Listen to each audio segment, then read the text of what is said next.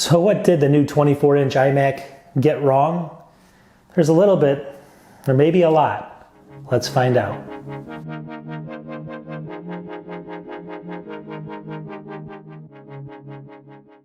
So welcome back to my channel, and I have a confession. If you watched my last video, I went through all the specs of the new 2021 24-inch iMac, and I really became more of, I guess, a fanboy, excited about the new design after 20 years than I was a consumer. So what I want to do today is talk about the things I really don't like or what they missed, what I think Apple missed on this new design and this new iMac. Let's just start with the design overall. I think number one, if you look at it from the front, it's got white bezels. Number one, let's just start with the bezels. They're white, and for professionals, and I'll get into that in a second, that's not the best choice for color grading and various other tasks. So we'll get into why that's not in a second.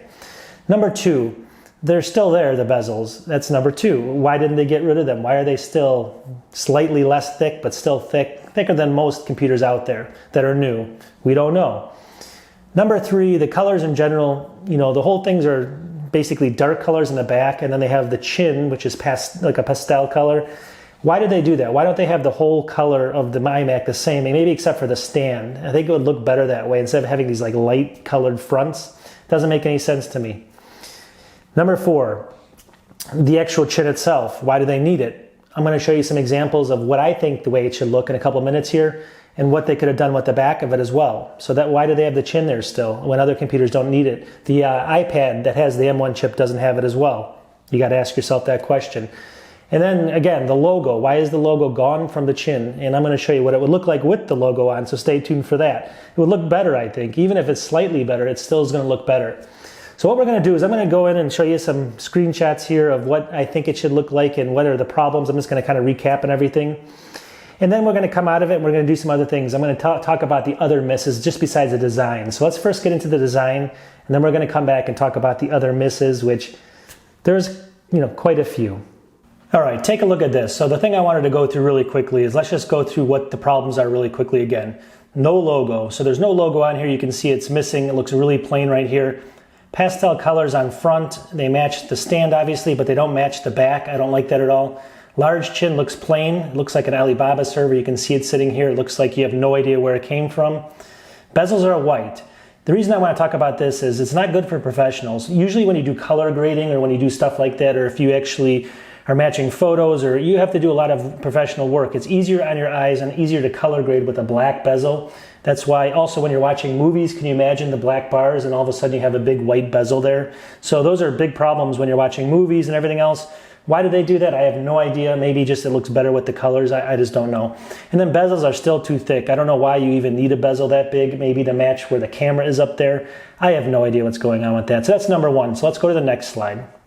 All right, for this one I wanted to show people, let's take a look at this. This is going to be one that I think, at the very, very least, they could have put the Apple logo on this. At least it fills out the machine a little bit. Take a look at it. Makes it look a little bit better. At least you know it's not from Alibaba, and it looks like an Apple now.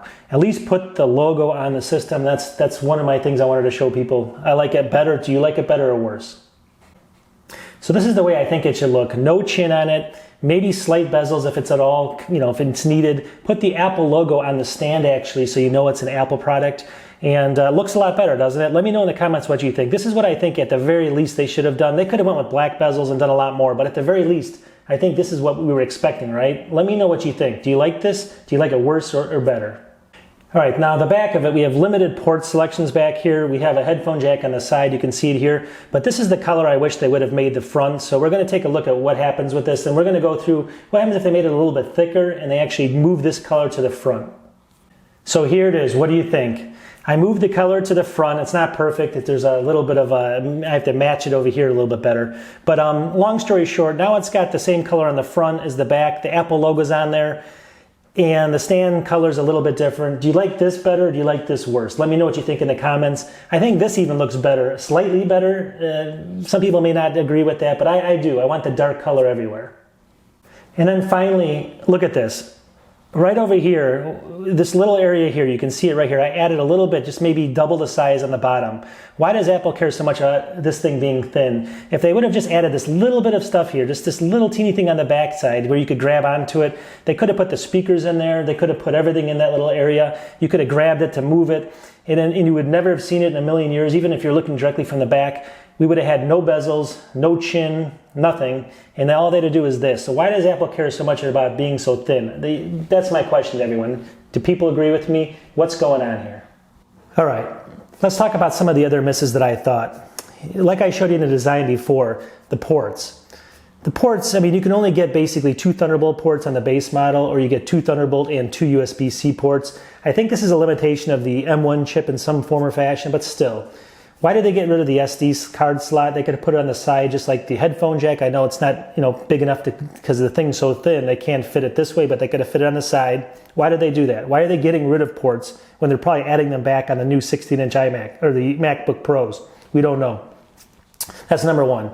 They need more ports on it. That's a big miss, I think, and a lot of people want that. I know they're going after the consumer market, the non-professional market, but people, they still take photos, they still do professional work on these systems. And that brings me into my next statement, the pricing. And this is what worries me. So the pricing, it's $12.99 for the base model, and I'm going to go through in a second all the different models.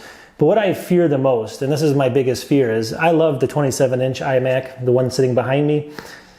It had a lot of good features on it, and it was a good price point. And I picked up the base model for, I think, $1,700 at one time. And it was an option for me. I could upgrade the RAM, I could do whatever I want. The way they position this at $12.99, $14.99, $16.99, I actually think that the new 27-inch is going to be moved to like a 30 or 32-inch. I also think that they're going to raise the cost on it, and it's going to probably start like at $2,500 now instead of $1,799. That's the problem, and then it's going to go up from there. So we're going to, in order, if you want a professional, you want anything even like bigger than that 24-inch, you're going to be paying a lot more money now than you did in the past. And I'm kind of worried about that because that's the one I want. I don't know if I want to get this one. I review things, so I might get this, but I just don't know if that's the one I want. So I'm looking for this new model to come out, and I think it's going to be way, way more expensive. And then a couple other misses are, why do they start new computers now at 256 gigs of storage? It can cost maybe $25 to raise that to $500. We all know that. It's very inexpensive. Why are they doing that to us? Any new computer should have no less than 512 gigabytes, probably 1 terabyte at this point because it's so cheap. And RAM, I mean, 8 gigs is probably plenty on the M1 for most consumers, but at the end of the day, 16 again, that's what I think all new computers in 2021 and beyond should have in it, is 16. But, I mean, let me know in the comments what you think as far as where they should start. But that's another gripe I have. But again, that's not really a realistic gripe too much because that's what they're doing with the MacBook Pros. But still, I think on these systems that cost a little bit more, they should be at least, at the minimum, 500 gigabytes of storage. And then why in the world would they put the Ethernet port on the actual power cable? They don't even have it on the base model, and it's because it's probably obviously too thin to put it into the device is too thin. So what they do is they're going to upcharge you to buy that. And a lot of people, again, Wi-Fi is very powerful now. I think it's Wi-Fi 5 or 6. I think the newest one, which is really fast, faster than even 1 gigabit per second connection. But still, it's good to have the option, and now you're forced to buy that power adapter if you really want to upgrade. I'm sure they're going to sell it for like $100 or something if you get the base model. So why are they doing that to us? That's another negative, I think. I think it's just, if you're spending that much, even $1,300 for a computer, it should have an Ethernet jack in it. What do you think? And then no option for a 10 gig Ethernet either. There's going to be a lot of people that do professional work. Maybe they buy 10 of these systems. They have an office. They have to do a lot of video editing. Granted, you might want the bigger version, but maybe you don't have the budget. 10 gigabit option, which they just added to the Mac Mini, they don't have it on this. This is a newer device. Why don't they give you the option for that? Makes no sense to me. Let me know in the comments. All right, we're going to wrap this up. So what is the moral of the story here? I think Apple had a huge opportunity to come out with something that's really fancy. No bezels, no chin, colors that make sense, their logo somewhere on the device. If you're spending the money, you want to see a logo, I think. I mean, maybe that's being... I don't know, maybe that's first world problem, but I'm just saying it looks like an Alibaba type computer right now. You don't even know what it is. It's against the wall. People don't care how thick it is. I don't care if it's 2 or 3 inches thicker. As long as it works, as long as it has the ports, as long as it has everything that I need, I don't care how thick the device is within reason. I don't want, a foot thickness on the thing, but I want it, a little bit thicker is fine if it can get down all that stuff and get the chin out of there. So why did they do this? It's a good question. I mean, basically, is it a good value though at the end of the day? I guess that's the main thing.